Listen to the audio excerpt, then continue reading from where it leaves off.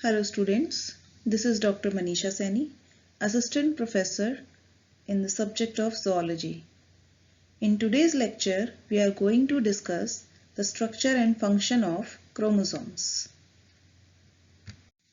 So basically, chromosomes carry the genetic information from one generation to another. They appear as thread-like structures when seen in an interphase nucleus. They play a crucial role in cell division, heredity, variation, mutation, repair, and regeneration. The genetic material in the nucleus is present in the chromosomes. So we can say that a chromosome is a highly organized DNA molecule which is packed with histone proteins that support its structure. The chromosomes were first discovered by Walther Fleming in 1882 and the term chromosome was coined by Voltaire in 1888. Later on, Walter Sutton and Theodore Boveri in 1902 suggested that chromosomes are the physical carrier of genes in the eukaryotic cells. Now the number of chromosomes. The chromosome number varies in different species, but for a single species the number is constant for all the cells. In the gametes, the number of chromosomes is reduced to half as compared to the somatic cell, and this is called as the haploid set of chromosomes. This results at the end of meiosis during the sexual reproduction. The number of chromosomes is irrelevant of the complexity of a species. A species may be more complex in organization and their body size, but the number of chromosomes may be less. A human cell contains total 23 pairs of chromosome, of which 22 pairs are autosomes and one is the sex chromosome. But there are various animals which are simpler in complexity as compared to the human cell, but they have more number of chromosomes. The size of chromosome varies in different stages of cell division. It is longest and thinnest during the interphase, but it is smallest and thickest during the metaphase. So during interphase it appears as long and thin chromatin fibers, whereas in the metaphase it appears as shortened, thick and arranged chromosomes. In this picture you can see the pictorial representation of complete set of chromosomes in humans. So this is called as this arrangement according to their size and position of centromere.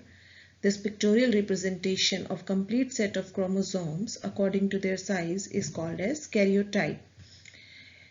For karyotyping, the chromosomes are isolated, stained and photographed.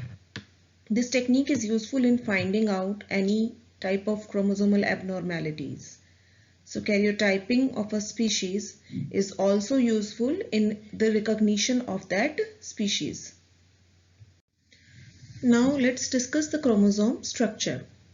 So basically in a species, in every individual, each cell has two copies of each chromosome. Basically we can say that each cell has a pair of each chromosome and this pair is known as homologous chromosome. Chromosomes are basically made up of chromatin fibers, which is a single molecule of DNA with associated proteins. Each chromosome contains hundreds and thousands of genes that can precisely code for several proteins in the cell. Structure of a chromosome can be best seen during the metaphase stage of cell division. So in metaphase, the following structures can be seen in a chromosome. One is chromatid. This whole arrangement, as you see in this picture, is called as a chromatid. The centromere, which is the primary constriction, there are 2 or 3 constrictions in a chromosome. The primary constriction is the centromere, which divides the chromosome into 2 arms. Then the secondary constriction. Secondary constriction is usually the nucleolar organizer, NOR, and the telomere, which is present near the tip of the chromosome, the chromomere and the chromonema and the matrix. So all these structures can be seen during the metaphase. Now let's discuss each of these in detail. First of all, chromatid. Each chromosome has two symmetrical structures called as chromatids, or we can say sister chromatids, because they are similar and exact copies of each other. These are visible in the mitotic metaphase. Each chromatid contains a single DNA molecule with histone proteins. At the anaphase of mitotic cell division, these sister chromatids separate and migrate to opposite sides, to the opposite poles, and they further, when they reach their respective poles, the whole nucleus divides and then the cell divides and they form the two cells, two daughter cells. Next part is centromere and kinetochore. So the sister chromatids are joined to each other at a point, and this point or the primary constriction is called as the centromere. So centromere performs not only the function of joining the sister chromatids, but it plays crucial role in the cell division also, as the spindle fibers during the cell division are attached at the centromere. The number and position of centromere can differ in different chromosomes. Usually there is one centromere, but there can be two, which is called as the dicentric chromosome, or there can be zero number of centromere, which is called as the acentric chromosome. The centromere is called as the primary constriction. Centromere divides the chromosome into two parts. The shorter arm, which is known as the P arm, P for petite, that is the smaller arm, and the longer arm is known as the Q arm. The centromere contains a disc-shaped kinetochore which has specific DNA sequence with special proteins bound to them. The kinetochore provides the center for polymerization of tubulin proteins and assembly of the microtubules during cell division. Besides centromere, the chromosome also possesses some other constrictions which are known as secondary constrictions. These contain the genes to form the nucleoli, so these are also known as the nucleolar organizers. Then the telomere. Telomere is the terminal part of the chromosome. Telomeres are polar and these prevent the fusion of chromosomal segments. So these are the protective parts of the chromosome, protective ends of the chromosome, which prevent the end-to-end fusion of the chromosomal segments. Now the satellite. Satellite is the elongated segment that is sometimes present on some chromosomes at the secondary constriction. The chromosomes which bear these satellite or these elongated segments at the end of secondary constriction are known as the satellite chromosomes. Now we'll discuss the structural organization of a chromatin. So each chromatin consists of a single DNA molecule and associated proteins. DNA is packaged in a highly organized manner in the chromosome. So this packaging involves various steps, and each step a different structure is formed, which is named as follows. First is nucleosome. Nucleosomes are the basic unit of chromatin. So we can say the chromatin which is formed of various the chromatin is formed of various units of nucleosomes. It is usually 10 nanometer in diameter. So what is a nucleosome? The DNA is packed with the help of histone proteins. This packing is facilitated by histones. So DNA is wound around histone protein and this forms a nucleosome.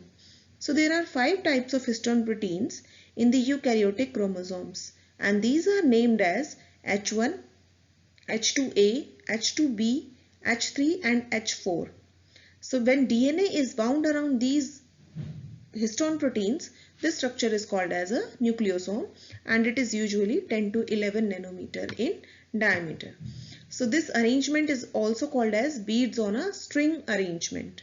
When DNA is wound around these histone proteins, this arrangement is called as beads on a string form of chromatin. Histones are positively charged proteins, and due to presence of amino acid with the basic side chain, It associates with negatively charged DNA due to presence of phosphate group, which is negatively charged. Histone proteins also play an important role in gene regulation. The nucleosomes are made up of 146 base pair of DNA that is coiled around a core complex of 8 histone molecules. This core complex is made up of 2 molecules of 4 histone proteins. Nucleosomes prevent the DNA from getting tangled. When the DNA is wound around the histone proteins, it is not available for transcriptional enzymes. So, it plays an important role in gene regulation. Linker DNA and the fifth histone, that is the H1 histone protein, they pack adjacent nucleosomes and they form a 30 nanometer compact chromatin fiber. These fibers form a large coiled loop that is held together by some non-histone proteins, that is actin, alpha and beta tubulin and myosin proteins. These are together called as the scaffolding proteins that form extended chromatin, which is around 300 nanometer in diameter. So the first step was the bead on a string, that is the nucleosome structure. Then there is a 30 nanometer compact chromatin fiber, and then again it is coiled and this forms an extended chromatin fiber that is of 300 nanometer in diameter. Further, these extended chromatin fiber condenses with the help of protein which is known as condensin protein. It binds to DNA and wrap it in a super coiled loop that we get as the compacted chromosome. So this is how the chromatin fibers are condensed and they are arranged in a chromosome. Next is types of chromosomes. Based on the number of centromeres present in a chromosome, the chromosome can be of 4 types. Monocentric, that is having only one centromere, that is the most common form of the chromosome. Then holocentric, that have a diffused centromere and there is not a centric position of the centromere and it is diffused along the length of the chromosome, and the microtubules are attached along the length of the chromosome during cell division. Acentric, as I have told you earlier also, acentric means that the chromosome doesn't have any centromere. The chromosome break and fuse together to form a chromosome that is without a centromere, so it cannot attach to a mitotic spindle, so this cannot survive. Now the dicentric chromosome. Dicentric means it is also a chromosomal aberration where chromosome break and fuse together with 2 centromeres. So they are also unstable as the 2 centromeres tend to migrate to opposite poles, resulting in the fragmentation of chromosome. So next categorization is based on the location of the centromere. On the basis of location of centromere, the chromosome can be divided into 4 categories. First is acrocentric. In acrocentric, the position of centromere is just near the end of chromosome. So the shorter arm is very short as compared to the long arm. During the cell division, this gives us a J-shaped chromatid. Now the submetacentric chromosome. In submetacentric, again the position of the centromere is not at the center, but it is deviated from the center, and this again leaves with a short arm and a long arm. And then the metacentric chromosome. In metacentric chromosome, the position of centromere is at the exact center of the chromosome and gives us 2 equal arms. Then the telocentric chromosome. In telocentric chromosome, the position of centromere is at the end of chromosome. This is called as the telocentric chromosome. Now we'll discuss some special type of chromosomes, also called as the giant chromosomes. One of the giant chromosome is the polytene chromosome. These were discovered by E.G. Balbiani in the nuclei of secretory glands of midges. Later, Paines, Heath and Bosser rediscovered them in the salivary gland of Drosophila and they recognized them as a chromosome. So these are also called as salivary gland chromosomes because these were discovered in the salivary glands of certain insect larvae. These were named as polytene by Koller due to presence of many chromonemata in them. These are present in some cells of the larvae of dipteran insects. These are very large due to presence of high DNA content. The polytene chromosome of Drosophila's salivary gland has around 1000 DNA molecules. Chironomus has around 1600 DNA molecules in each polytene chromosomes. So how these these DNA are arranged in this chromosome? So these are arranged in a series of alternating dark and clear bands which are called as the interband. The dark part is called as band and the lighter part is called as the interband. Chromosome puffs or Balbiani rings are also present. What are Balbiani rings? These are swelling of bands and these are formed due to DNA unfolding into open loops. So these are the sites where transcription occurs and the mRNA is formed. So these are called as the Balbiani rings. So this was the polytene chromosome which is present in the larvae of dipteran insects, usually in the salivary glands. That's why they are also called as the salivary gland chromosome. Next giant chromosome is the Lamprecht chromosome. The Lamprecht chromosomes were first discovered in the oocytes of salamander. They occur at the diplotene stage of oocyte in vertebrates and invertebrates. They are also found in the spermatocytes of many animals and in the giant nucleus of Acetobularia. They are present as a bivalent with 4 chromatids. The chromosomal axis is formed by highly condensed chromatin and the lateral loops they extend from the row of the chromomeres. The lateral loops of DNA are the sites of intense RNA synthesis and they are symmetrical. So on both the sides of the axis, the loops are symmetrical to each other and they are the site of intense RNA synthesis, just as we have seen in the Balbiani rings of the polytene chromosome.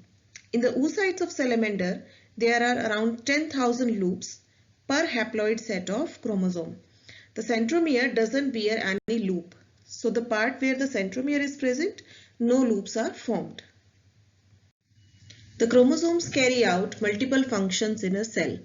The main function of chromosome is to carry the genetic material from one generation to another. It also plays an important role and act as a guiding force in growth, reproduction, repair and regeneration process that is important for their survival as well as the survival of the cell. The chromosomes protect the DNA from getting tangled and damaged. The histone and non-histone proteins that are present in the chromosome, they help in the regulation of gene expression. The spindle fibers are attached to the centromere and that help in the movement of chromosomes during cell division. Each chromosome contains thousands of genes that precisely code for multiple proteins present in the body. So this was all about the structure and function of chromosome. Hope you liked it. Thank you.